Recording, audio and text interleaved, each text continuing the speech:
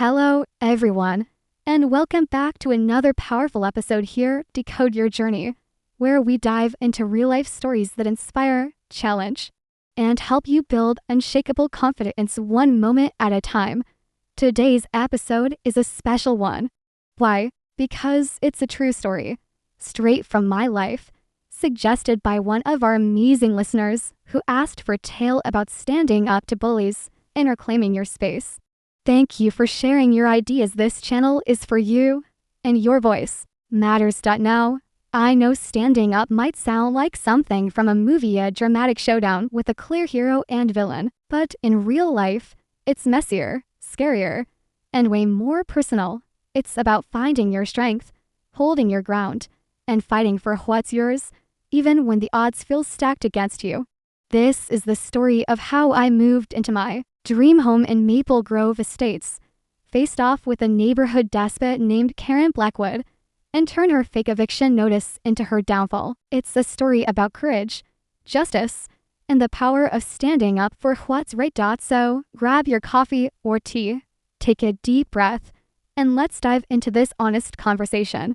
We're going to explore what it means to stand your ground, why it's so important, and how you can find the courage to fight your own battles, big or small. We'll break it down with real examples, practical tips, and a few moments to reflect on your own journey. Ready? Let's get started. What does standing your ground mean? You've probably heard the phrase stand your ground before, maybe in a motivational talk, a movie, or even a conversation about courage. But what does it really mean? Let's break it down in a simple, human way. Standing your ground means holding firm to what you believe is right, even when it's hard. It's about protecting your values, your space, and your peace, no matter who's pushing against you. It's not about being loud or aggressive. It's about being steady, clear, and true to yourself. Imagine this. You move into a new home, your dream home, the one you've worked years to afford. You're unpacking boxes, feeling hopeful when someone, a neighbor, let's say, starts nitpicking everything you do. Your trash cans are too close to the curb. Your car is parked provocatively. Your window shades are the wrong shade of beige. Sounds ridiculous, right? But that's exactly what I faced when I met Karen Blackwood, the whole president of Maple Grove Estates. She wasn't just enforcing rules, she was inventing them to control everyone around her. Standing your ground means saying, no, this isn't right, even when it's easier to stay quiet. It's choosing to fight for your place, your rights, and your peace, even when someone's trying to take it away. For me, it started with a single moment, finding a fake eviction notice taped to my door. It was crisp, official looking, with a forged county seal and typos that screamed amateur. That notice wasn't just a piece of paper, it was a challenge, and I wasn't about to back down. Let's break it down further. Standing your ground has a few key parts: clarity, knowing what you value, your home, your peace, your rights, and refusing to let someone take them away. Courage, speaking up, even when your voice shakes, or taking action, even when it feels risky. Consistency, not just fighting once, but staying steady, day after day, until the battle's won. Respect, standing up for yourself without tearing others down, even when they're the ones attacking you. Here's an idiom I love: hold your own. It means staying strong in who you are, no matter what's thrown at you. For me, holding my own meant challenging Karen's fake rules, documenting her violations, and taking her to court. It wasn't easy, but it was right. Of course, standing your ground doesn't mean you're always right or that you never doubt yourself. It's not about being perfect, it's about being real. It's about recognizing when something crosses your line and deciding to act, even if you're scared. We all have moments where we waver, where we wonder, is this worth the fight? That's human. But the good news, courage is a muscle. The more you use it, the stronger it gets. So, what does standing your ground mean to you? Maybe it's speaking up at work when you're being unfairly treated. Maybe it's setting boundaries with a toxic friend. Or maybe it's fighting for your home, like I did. Whatever it is, it starts with one choice: to not let someone else define your worth or still your peace. In the next part, we'll explore why standing your ground matters not just for you, but for everyone around you. Stay with me, we're just getting started.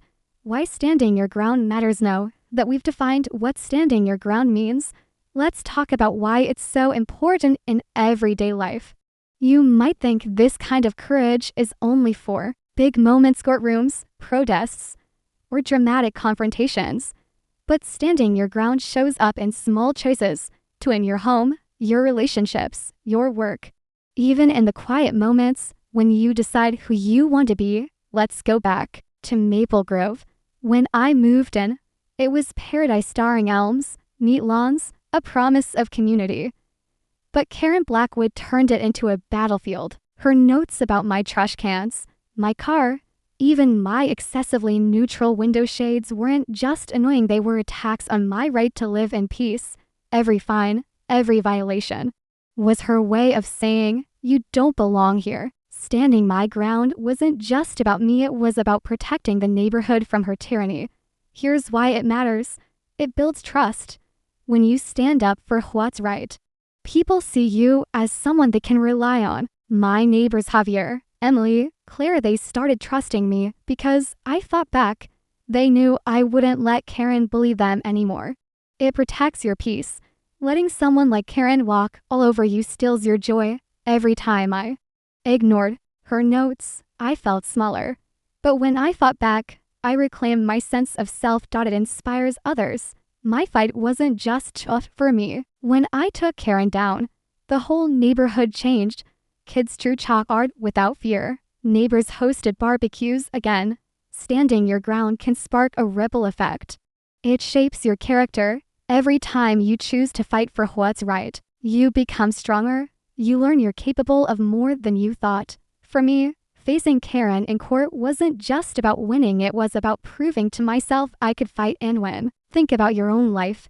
Have you ever stayed silent when someone crossed a line? Maybe a coworker took credit for your work, and you let it slide to avoid drama. Maybe a family member kept pushing your boundaries, and you smiled to keep the peace. Those moments might seem small, but they add up. They chip away at your confidence, your trust in yourself. Now, imagine the opposite. Imagine saying, no, this isn't okay, and feeling that weight lift off your shoulders. That's what happened when I found Karen's fake eviction notice. I could have panicked or moved out, like others did, but I chose to fight. And that choice didn't just save my home, it changed the entire neighborhood. Here's a question for you. Where in your life are you letting someone else define your boundaries? Maybe it's a boss, a friend, or even a neighbor like Karen. What would happen if you stood your ground? Even in a small way, standing up doesn't always mean a big fight. It can be as simple as saying, I don't agree, or this isn't fair. Those small acts build the courage for bigger ones. In different cultures, standing your ground looks different. In some places, it's direct confrontation. In others, it's quiet persistence or strategic planning, like my legal battle with Karen. The key is staying true to your values while respecting the context you're in. For me, it meant using my real estate law knowledge to outsmart Karen's fake documents, not yelling or escalating drama. So, why does standing your ground matter? Because without it, you lose pieces of yourself. You start bending to others' rules, even when they're unfair. But when you stand firm, you build confidence, trust, and a life that feels authentic. It's not about winning every battle, it's about knowing you fought for what matters. Let's move on to some myths about standing your ground that might be holding you back. Common myths about standing your ground. Let's talk about something that often stops us from standing our ground. Myths. False beliefs about what it means to fight for yourself. These myths can make us doubt our strength or feel like we're doing it wrong. Let's break a few of them down.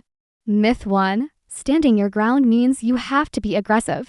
A lot of people think standing up for yourself means yelling, arguing, or being confrontational. But that's not true. When I faced Karen, I didn't scream or storm her house. I documented her violations, worked with a lawyer, and built a case. Standing your ground can be quiet, strategic, and respectful. It's about being firm, not loud. Think about it. If a coworker takes credit for your idea, you don't have to shout. You can calmly say, "Actually, I proposed that idea last week." That's standing your ground with grace. Myth 2. You have to win every fight. Standing your ground isn't about always coming out on top. It's about staying true to your values, even if you don't win. Early on, I lost a few horror battles. Karen's gavel and smug smile shut me down at meetings. But each loss taught me something. I kept fighting, and eventually, I won the war. The goal isn't perfection, it's persistence. Myth 3. Standing up means you're being selfish. Some people worry that fighting for themselves makes them look rude or self-centered. But standing your ground isn't about ignoring others, it's about protecting your rights. When Karen tried to evict me, I wasn't just fighting for my home. I was fighting for the Wilsons, the Chens, Mr. Larson, everyone she'd bullied. Standing up can be an act of service, not selfishness. Myth 4. You should only stand up for big things. It's easy to think standing your ground is only for huge moments, like lawsuits or major injustices. But it starts small. When I first challenged Karen's trash can rule, it seemed trivial. But that small act built my confidence to tackle her fake eviction notice. Every time you say no to something small like unfair criticism or a broken promise, you're practicing for the bigger battles. There's an idiom I love. Don't let the tail wag the dog. It means don't let something small control the bigger picture. For me, Karen's petty rules were the tail. But my home, my peace was the dog. I wasn't going to let her control my life. So, take a moment. Have you ever believed one of these myths? Maybe you thought standing up meant being aggressive, so you stayed quiet instead. Or maybe you felt a fight wasn't big enough to bother with. These myths keep us stuck. Standing your ground is about clarity, courage, and staying true to what matters to you, no matter how big or small the moment. Let's look at the challenges we face when we try to stand our ground. Challenges to standing your ground. Let's be real, standing your ground sounds inspiring, but it's not always easy in real life. There are obstacles, fears, and pressures that make it hard to hold firm.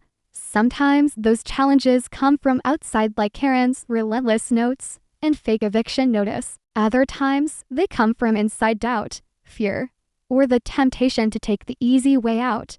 Let's talk about what makes standing your ground so tough and how to push through. Fear of conflict. Nobody likes drama. When I got Karen's first violation notice, I wanted to ignore it. Confronting her meant risking her wrath, her gavel, her smug grin at HOA meetings. But every time I stayed silent, I felt smaller. Fear of conflict can make you shrink, but facing it even in small ways builds your strength. Self-doubt. What if you're wrong? What if you're making a big deal out of nothing? When Karen fined me for my provocative parking, I second-guessed myself.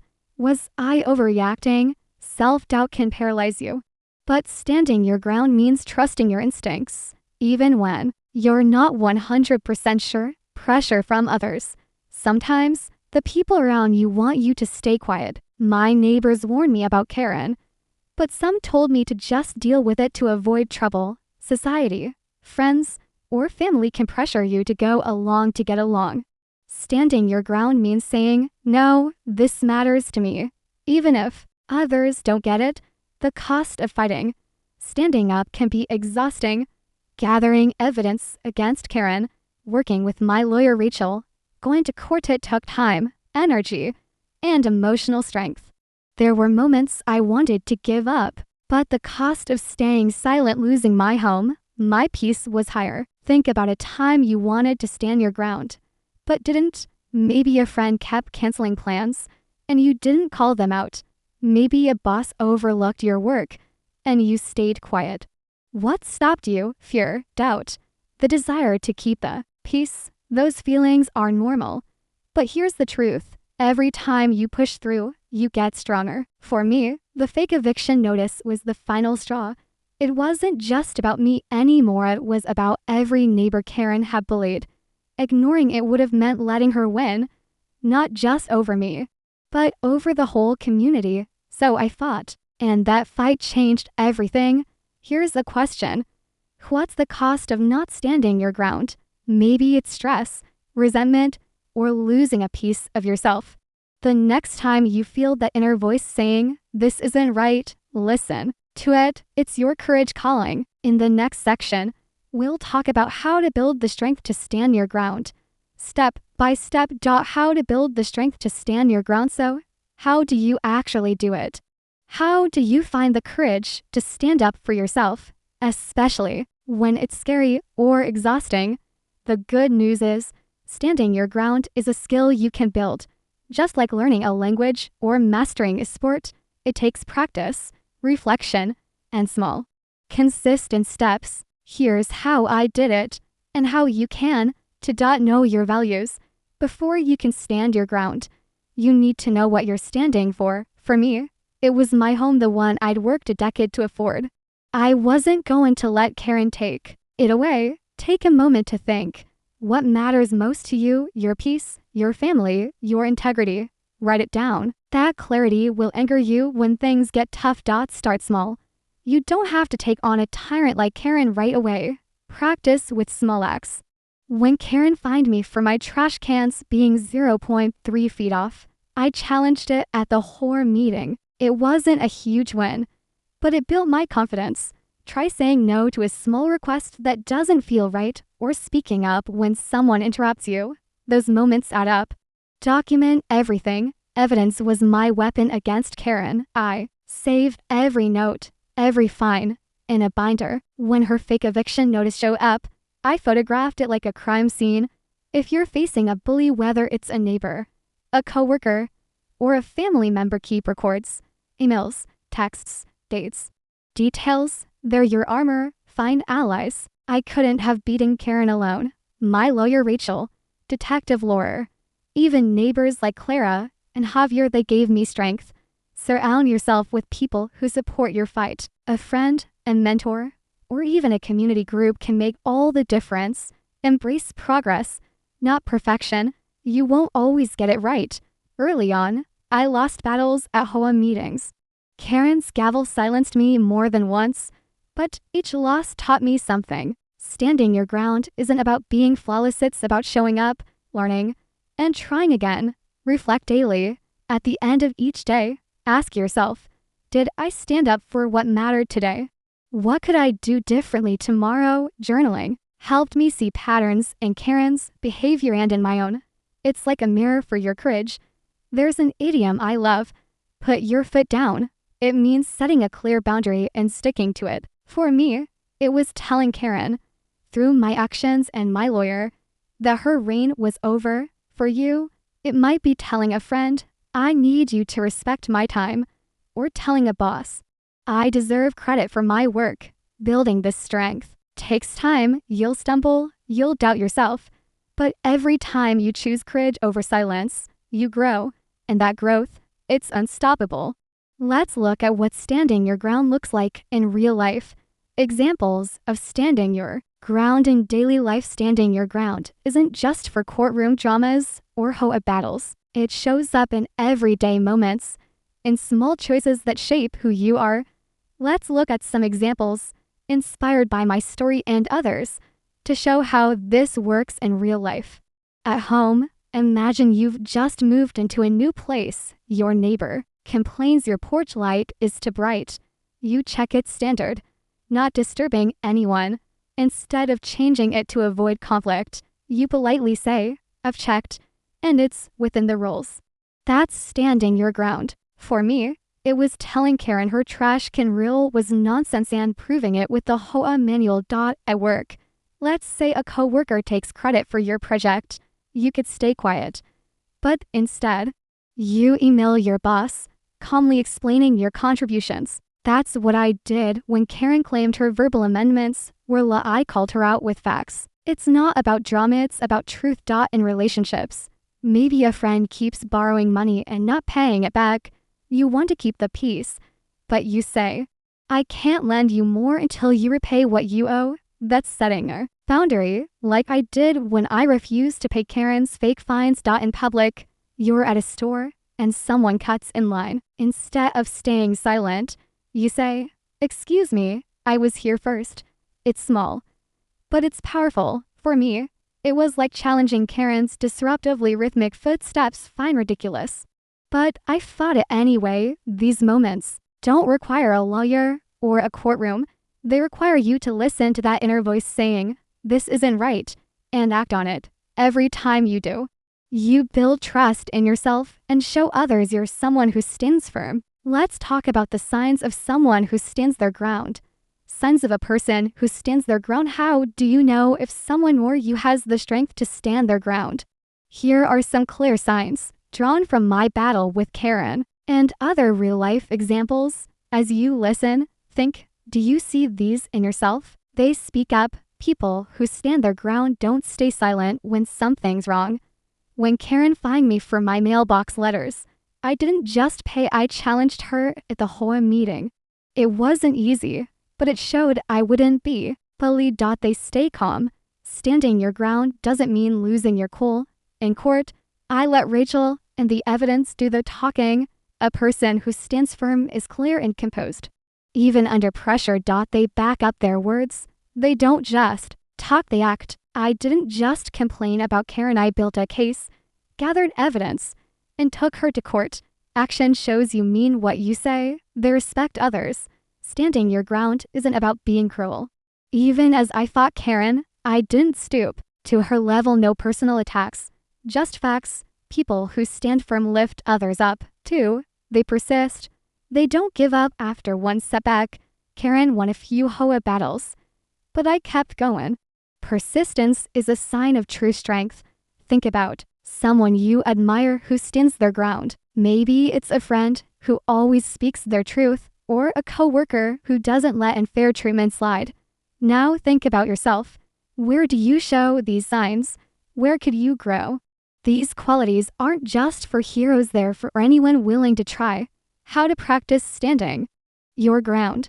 So, how do you make standing your ground part of your daily life? It's not about waiting for a big moment, it's about small, intentional choices. Here's how to practice, step by step. Inspired by my journey, listen to your inner voice. That feeling in your gut when something's off, trust it. When I saw Karen's fake eviction notice, my instincts screamed, "This is wrong."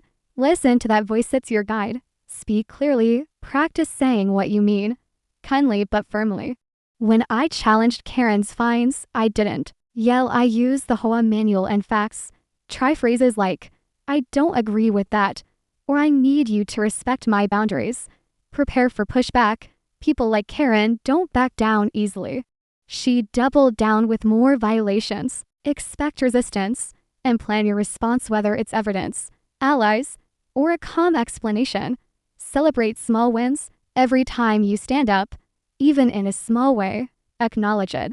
When I won my first Hoa challenge, it felt small, but it fueled my bigger fight. Celebrate your courage, no matter the size. Learn from setbacks. You won't always win. Karen shut me down at meetings, but I learned her tactics and used them against her.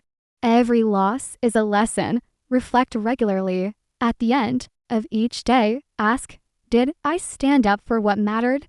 Did I let fear stop me? Journaling helped me see my progress and plan my next steps against Karen. Try this today. Pick one small moment to stand your ground. Maybe it's saying no to an unfair request or correcting a mistake someone pinned on you. These acts build the muscle for bigger battles. And remember, you don't have to be perfect. You just have to try. Personal story, let me share the moment that changed everything for me. It was a Wednesday morning, 18 months after moving into Maple Grove. I opened my front door and saw it. A crisp white eviction notice, taped there like a public shaming. It looked official, fancy seal, legal jargon, but something was off. The word premises was spelled premises. The signature, President Karen Blackwood, JD. She wasn't a lawyer. It was a fake, and I knew it. At first, I froze. My stomach dropped for exactly 3 seconds. I'd spent a decade saving for this house, rebuilding my life after a divorce. Was I about to lose it all? Then I got angry. Karen had been harassing me from day one. Fines for my trash cans, my car, even my footsteps. She'd driven out for families. She thought she could scare me away, too, but she didn't know who she was dealing with. I'd spent 12 years in real estate law before switching to tech. I knew HOAs couldn't evict anyone, and faking a county seal was a crime. That notice wasn't just a mistake, it was her downfall. I called my old colleague Rachel, a lawyer who lived for cases like this. We built a case, documented every violation, and worked with Detective Laura Kim, who uncovered Karen's entire scheme: fake fines, forged documents, even a scoring system, labeling me a tier 4 offender. The courtroom was electric. Karen walked in, confident, until she saw Rachel. Her lawyer looked like he wanted to run. The judge, Margaret Ellison, didn't hold back. She called Karen's actions a grotesque misuse of authority. We won a 12% stake in Karen's property, meaning she paid me rent on her own home. She had to apologize to every neighbor she targeted, escorted by her court overseer. Watching her hand me that apology, eyes down, voice shaking, was sweeter than any victory speech. That moment taught me something. Standing your ground isn't just about winning. It's about knowing you fought for what's right. I could have ignored that notice, moved out, started over. But I stayed, I fought, and I won not just for me, but for every neighbor Karen had bullied. If I'd stayed silent, she'd still be ruling Maple Grove. So, if you're facing your own Karen, a boss, a neighbor, anyone trying to take what's yours, don't back down. You don't have to be a hero. You just have to be you, standing firm. One choice at a time. Self-reflection segment. Let's slow down. We've talked a lot about standing your ground, what it means, why it matters, and how to do it. Now it's your turn. This isn't about judging yourself or digging up regrets. It's about connecting with who you are and who you want to be. Take a deep breath. If you can, close your eyes for a moment. Let these questions sink in. When was the last time you stood up for yourself or someone else? Picture that moment. Where were you? What did it feel like? Were you proud? Or did you wish you'd done more? Is there a situation where you're not standing your ground? Maybe someone's crossing your boundaries and you're letting it slide. Why? What's holding you back? Fear, doubt, or something else? What kind of person do you want to be when the pressure's on? Not in front of others, but in those quiet moments when it's just you and your choices. What's one small action you could take this week to stand your ground? Maybe it's saying no to an unfair request or addressing a wrong that's been ignored. You don't have to answer now. Just let these questions linger. If you like writing, try journaling your thoughts. If writing's not your thing, record a voice memo or talk to a trusted friend. If English feels hard, mix in your own language. What matters is your honesty. These questions are your mirror. They show you where you're strong and where you can grow. And growth, it happens one honest moment at a time. Conclusion. As we wrap up, let's reflect on what we've explored. We started with the story, my story of moving into Maple Grove, facing Karen Blackwood's tyranny, and fighting back with evidence, allies, and courage. We define standing your ground as holding firm to your values, even when it's hard. We talked about why it matters for your peace, your trust, and your community. We debunked myths, like the idea that standing up means being aggressive or always winning. We explored challenges: fear, doubt, pressure, and shared practical ways to build courage, like knowing your values, starting small, and reflecting daily. Here's the message I want you to carry. Standing your ground isn't about being perfect or loud. It's about being true to yourself, even when it's uncomfortable. It's the quiet strength of saying, "This is my line, and I won't let it be crossed."